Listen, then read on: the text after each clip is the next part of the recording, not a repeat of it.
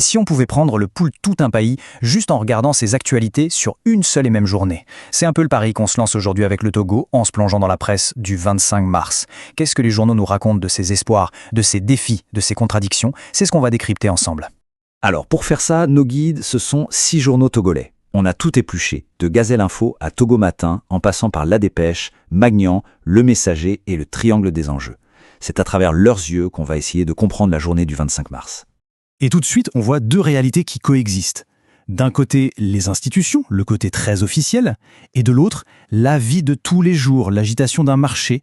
C'est cette double image entre les grandes décisions et le quotidien des Togolais qui nous montre une nation vraiment complexe, pleine de dynamisme. Allez, on commence notre voyage par la scène politique. Et vous allez voir, c'est un peu comme un ring, où les annonces de progrès du gouvernement se confrontent à des critiques parfois très dures. C'est un bon indicateur de l'état du débat public. D'abord, le côté officiel. Togo Matin et Gazelle Info nous rapportent que ça travaille au Parlement. Une session se termine et hop, 4 nouvelles lois sont adoptées. On a l'image d'une machine législative qui tourne bien. Mais à peine on lit ça qu'on tombe sur un son de cloche radicalement différent. La Dépêche n'y va pas par 4 chemins et parle de dérives troublantes qui fragilisent le pays tout entier. Alors, on a d'un côté l'action, de l'autre une perception très négative. D'où vient ce fossé? Un autre journal, le Triangle des enjeux, propose une piste. Il analyse la com du gouvernement et met le doigt sur une stratégie qu'il appelle l'amnésie collective. L'idée, ce serait de changer le nom des projets pour faire oublier ce qui n'a pas marché avant. C'est une critique assez profonde en fait des techniques de communication politique. Et la politique, ça ne s'arrête pas aux frontières. La preuve, le Triangle des enjeux met aussi en lumière un scandale de corruption qui toucherait la Confédération africaine de football. C'est une affaire qui, clairement, fait beaucoup parler et alimente les discussions bien au-delà du monde du sport. Bon, après la politique, passons à l'économie. Et vous allez voir, on retrouve un peu le même schéma. De grandes ambitions d'un côté et des obstacles très concrets de l'autre. La grosse nouvelle économique, la voici. C'est une vraie bouffée d'optimisme. Togo Matin nous annonce une prévision de croissance de 6,5% pour l'année. C'est un chiffre solide qui montre une certaine confiance dans les mois à venir. Sauf que, à peine le temps de se réjouir, que Magnan nous ramène sur le terrain avec un cas bien précis.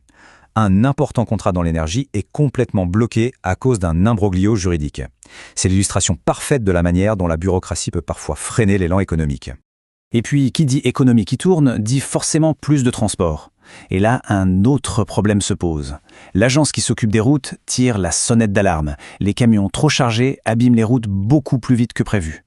C'est un rappel que la croissance, ça a aussi un impact très concret sur les infrastructures qu'on utilise tous les jours. Allez, on laisse un peu les grands chiffres de côté pour se rapprocher des gens, de leurs préoccupations, de leur santé, de leur environnement. On va voir comment des initiatives très locales peuvent être connectées à des enjeux qui nous dépassent tous. Et là, dans les pages de Magnan, on tombe sur une histoire vraiment positive. À Tsévier, un groupe de femmes, les Femmes Dévouées, se mobilisent pour l'autonomie et l'entraide. C'est typiquement le genre d'initiative citoyenne qui montre qu'à la base, les choses bougent. C'est porteur d'espoir. Côté santé, c'est intéressant, on voit deux approches cohabiter. D'un côté, Togo Matin nous parle de moderniser les guides de soins pour les maternités, et en même temps, Gazelle Info s'intéresse aux vertus médicinales traditionnelles du plantain, la science de pointe et les savoirs ancestraux qui avancent main dans la main pour le bien-être. Évidemment, l'environnement est une préoccupation centrale. Localement, on discute d'une meilleure gestion des forêts. Et puis, à une échelle beaucoup plus large, on nous rappelle le rôle absolument crucial des océans pour réguler notre climat. Un rôle qu'on a tendance à oublier.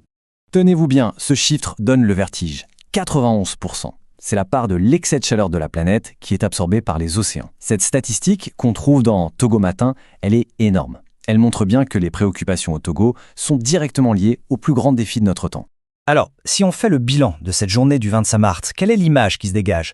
Essayons de rassembler toutes les pièces de ce puzzle. S'il y a un mot qui revient, c'est bien celui de contraste. Pour chaque nouvelle positive, la croissance, les lois, les initiatives citoyennes, on trouve une préoccupation en face. Les litiges, les critiques de la gouvernance, les défis environnementaux. C'est le portrait d'une nation en plein dialogue, voire en plein débat avec elle-même. Au final, cet aperçu de la presse, c'est bien plus qu'une simple liste de nouvelles. C'est une photo vivante, complexe et profondément humaine d'un pays à un instant précis. Et ça